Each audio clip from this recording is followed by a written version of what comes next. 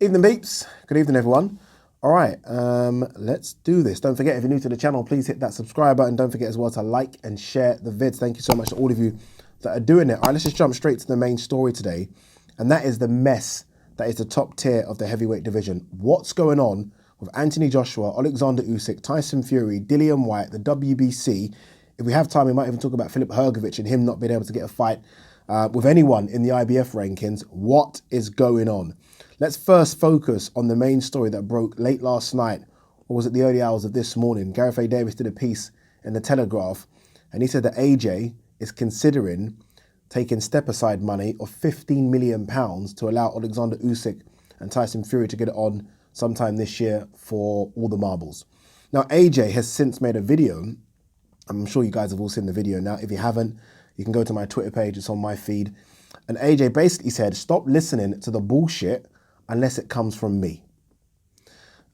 This is interesting because I don't think, look, I've worked with Vee Davis for a long time. He's got good sources in the boxing world. He has. I know a lot of you sometimes think he chats a lot of shit. I'm telling you now, having worked with him for the best part of 2 years, someone that's been in the sport, covering the sport for nearly 40 years, he knows a lot what goes on behind the scenes. You don't just get a fee or a figure, sorry, of 50 million. He's not just plucked that from thin air. That's come from someone. It hasn't directly obviously come from Anthony Joshua. It could have come from someone at 258 management. It could have come from someone at Matchroom, but that fee has come, or that figure, apologies, has come from someone. Let's just talk about the idea of Anthony Joshua stepping aside first before we get into the he said, she said business. Do I think Anthony Joshua is right to even consider stepping aside and allowing Tyson Fury to get on with Alexander Usyk? Let's focus on why that maybe is a good decision. Number one, business sense. AJ's spoken about this before. We know AJ as a brand and as a business. And if someone's giving you £15 million, or even if it's dollars, I'm not quite sure, to not fight, you're silly not to take it. That's just the first basic one. Someone's giving you money to not fight. That's ridiculous. Number two, AJ is obviously, we don't know yet about the trainer setup, but we'd like to think that AJ right now has his new trainer. If AJ is to fight Alexander Usyk in the dates we're hearing are April, May, we're coming to the end of January right now, that's just not enough time. That's just not enough time to get on sync with your new trainer. Look, in an ideal world, it takes about 3 or 4 fight camps to get on sync. So the idea of AJ switching to a Robert Garcia and thinking somehow they can implement a game plan to beat Alexander Usyk in 3 months, I don't see how that's possible. The biggest one, and look, I hope this isn't the case, maybe he's just not confident right now that he can do the job. Maybe he's not confident that right now he has what it takes to beat Alexander Usyk. Maybe he needs a couple of wins against guys within the top 15, knock him off, get that confidence back, because I do think it's a mental side of AJ, and then he steps into the ring with either Alexander Usyk or Tyson Fury. So there are 3 or 4 reasons as to why I think AJ might and should take step-aside money.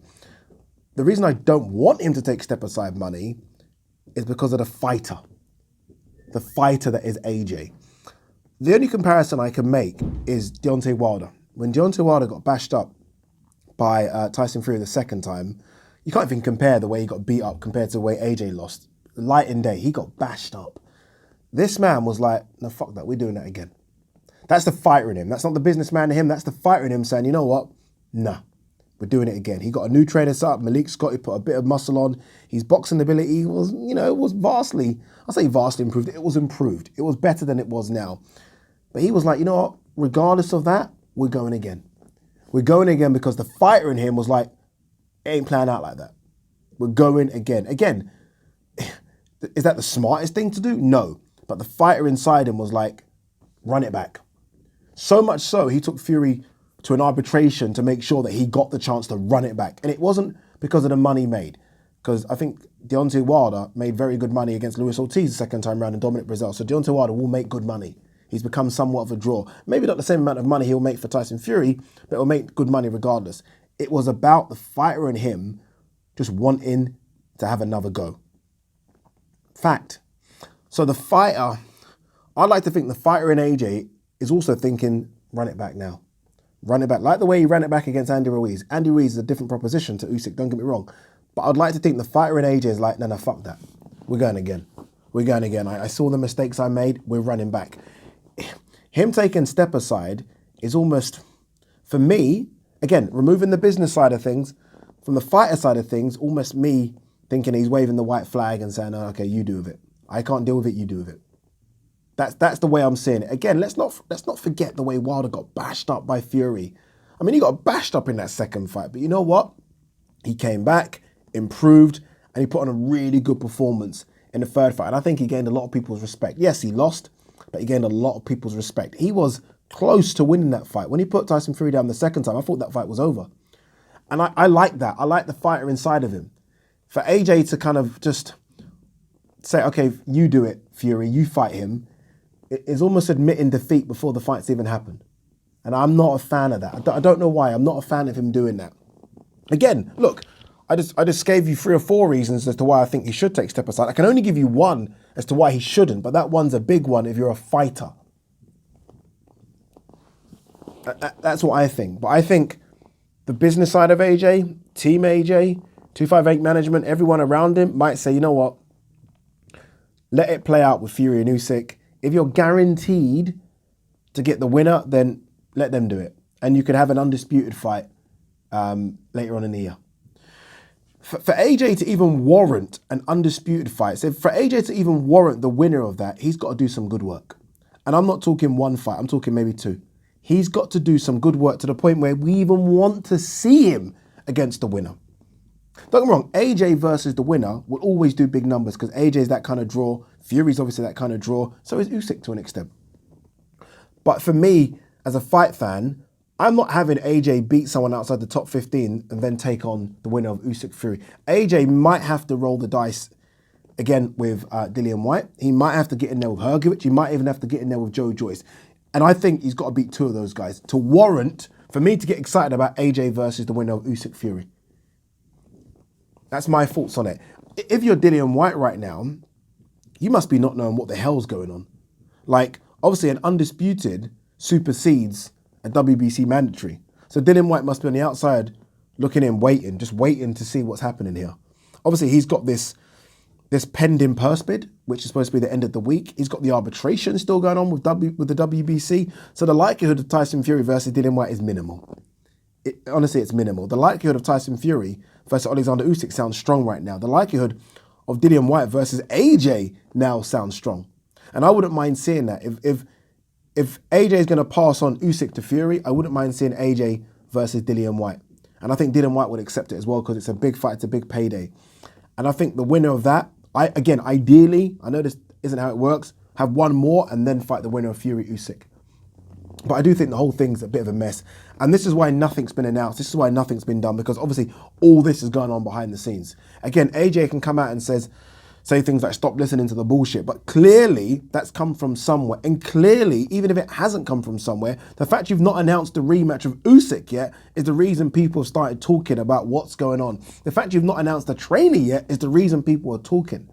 So you can understand how Chinese whispers start. If AJ was to have announced the Usyk, like he did against Ruiz, he announced it immediately. Let's go, we're going again, bang. Rematch clause invoked, let's go. He's not done that. He's not announced a trainer. Usyk's manager has come out and said behind the scenes, we're talking to Fury. So there's a lot of crap going on. A lot of crap. And then you chuck in Ngannou. I don't know what's happening with him, but it looks like he could be wanting to get in the mix with Fury. Madness. Absolute madness. Gut feeling as to what happens right now. I don't think AJ takes the step aside.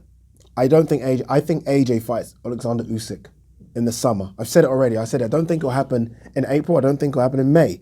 I think they'll announce it and it'll be in the summer. I still feel that it will be AJ versus Usyk and Tyson Fury versus Dillian White. That's the dream scenario for me. And then the winners match up. I don't mind a semi-final when it's 4 semi-finalists that are very, very talented and very, very good. And arguably, number 1, number 2, number 3, and maybe number 5. I think you'd have Wilder above Dillian White. So I don't mind that. That's not bad. I don't mind that at all. I can understand how people want to see the undisputed because that's what the sport's about, right? We're getting a lot more of those undisputed fights now. But I still want to see AJ run it back one more time with Alexander Usyk. I guess the questions he has to ask himself is that if he loses to Alexander Usyk, how much damage will be done? How much would it be irreparable damage, irreversible damage? Is AJ so big that if he loses to Alexander Usyk, it won't hurt his brand, won't hurt him? I don't know. Look, again, I titled the video Decisions, because there are a lot of decisions for AJ to make. But I think whatever decision he makes, people are not going to be happy about. If he takes step aside, people will be like, oh, AJ's chickening out. If he goes in for the fight, people will be like, he doesn't have the time. What's he doing? He's rushing. Doesn't even have a trainer yet. I would not want to be in AJ's shoes right now. I wouldn't be, because nothing's going to be easy. Again, my gut feeling says we still get AJ Usyk, because I think AJ's ego and the fighting spirit and hopefully the fighting warrior within him is like, I want him. I want that chance to kind of redo this again one more time. That's what I think. But Tyson Fury clearly knows what's going on. I mean, Tyson Fury's made videos almost baiting Alexander Usyk and Joshua. So he obviously clearly knows there are discussions. And again, I know people have come at Gareth Vee Davis. You don't pluck 15 million for thin air unless you know something. That figure hasn't just come from nowhere. It wasn't 5, wasn't 20, it was specifically 15. Conversations are going on behind the scenes, people. Let me know what you think. Peace.